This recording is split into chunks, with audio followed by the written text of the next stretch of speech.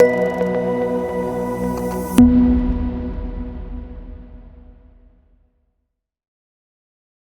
Friends, कैसे हो आप लोग। और आज इस वीडियो में बात करेंगे एआईएस टीआईएस में जो लेटेस्ट चेंज आया है, जो प्रेस रिलीज आया है वो क्या है, और एआईएस टीआईएस का उसके ऊपर क्या इम्पैक्ट पड़ने वाला है, आईटीआर फाइलिंग पर उसके क्या इम्पैक्ट होने वाला है। देखिए फ्रेंड्स, एआईएस टीआईएस इसके ऊपर हम लोग पहले भी डिस्कस कर चुके हैं। आईटीआर फाइल करने के लिए अगर हम जा रहे हैं तो एआईएस टीआईएस को तो इग्नोर अब हम कर नहीं सकते हैं। एनुअल इंफॉर्मेशन सिस्टम और टैक्स पेयर इंफॉर्मेशन सिस्टम, इसमें साल भर में टैक्स पेयर ने क्या गुल खिलाया है वो सारी इंफॉर्मेशन आ जाती है। सिर्फ टीडीएस की ही नहीं, कितना कैश डिपॉजिट हो रहा है, विड्रॉ हो रहा है, कोई आपने प्रॉपर्टी सेल परचेज करी है, शेयर जो है सेल परचेज करे हैं, म्यूचुअल फंड की डिटेल, कोई डिमांड है, कोई रिफंड आया है साल भर में, अदर इन्फॉर्मेशन, सब कुछ होता है एआईएस और टीआईएस में।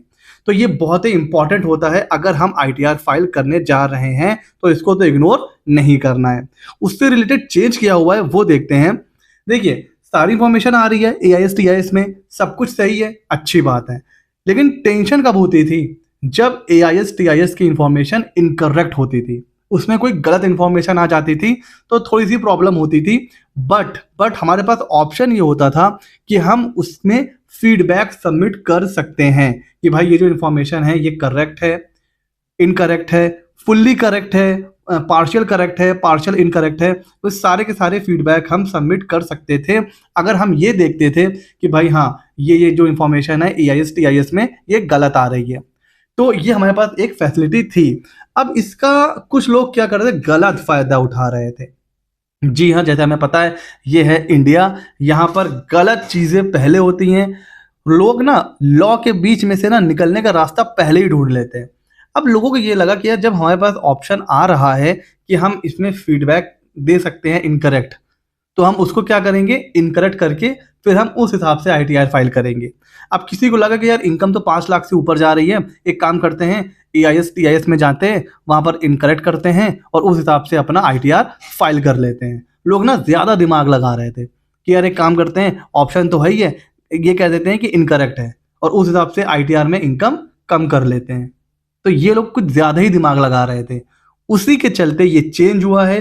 प्रेस रिलीज में ये बोला गया है, ठीक है, आपने बोला है कि ये इंफॉर्मेशन इनकरेक्ट है, अब इनकम टैक्स डिपार्टमेंट कंफर्म करेगा रिस्पेक्टिव सोर्स के साथ। देखिए, एआईएस टीआईएस में जो भी इंफॉर्मेशन आती है ना, वो अपने आप नहीं आती है, कोई ना कोई रिपोर्ट करता है इनकम टैक्स डिपार्टमेंट में। जैसे आपने हाउस प्रॉपर्टी सेल परचेज करी, तो जो रजिस्ट्रार ऑफ इमूवेबल प्रॉपर्टी है वो रिपोर्ट करता है इनकम टैक्स को, वो आ जाता है एआईएस टीआईएस में। उसी तरह बैंक रिपोर्ट करता है इंटरेस्ट, वो आ जाता है एआईएस टीआईएस में। उसी तरह बैंक रिपोर्ट करता है कि भाई इतना अमाउंट कैश डिपॉजिट हुआ है या विड्रॉ हुआ है, वो आ जाता है आपका एआईएस टीआईएस में। आपका एम्प्लॉयर रिपोर्ट करता है सैलरी, वो आ जाता है। किसी ने आपको पेमेंट दिया, वो आ जाता है। तो इस तरह से अलग अलग सोर्स से इंफॉर्मेशन आती है। अब आपने कहा कि भाई इंटरेस्ट जो है ना वो इनकरेक्ट है और आपने ना फीडबैक सबमिट कर दिया, तो अब इनकम टैक्स डिपार्टमेंट क्या करेगा, उस सोर्स के साथ कंफर्म करेगा। और अगर उस सोर्स ने, जैसे बैंक ने बोला कि नहीं भैया सही है इंटरेस्ट की इंफॉर्मेशन, आप कह रहे हो गलत है, बैंक कह रहा है सही है, आपने अपना ज्यादा दिमाग लगाया है, उस केस में आपके पास वो फीडबैक वापस आ जाएगा। जी हाँ फ्रेंड्स, जो प्रेस रिलीज आया है उसमें सीबीडीटी ने ये बोला है कि एक न्यू फंक्शनैलिटी एआईएस में आ चुकी है to display the status of information confirmation process in real time. There feedback is acted upon by the source reporting entities.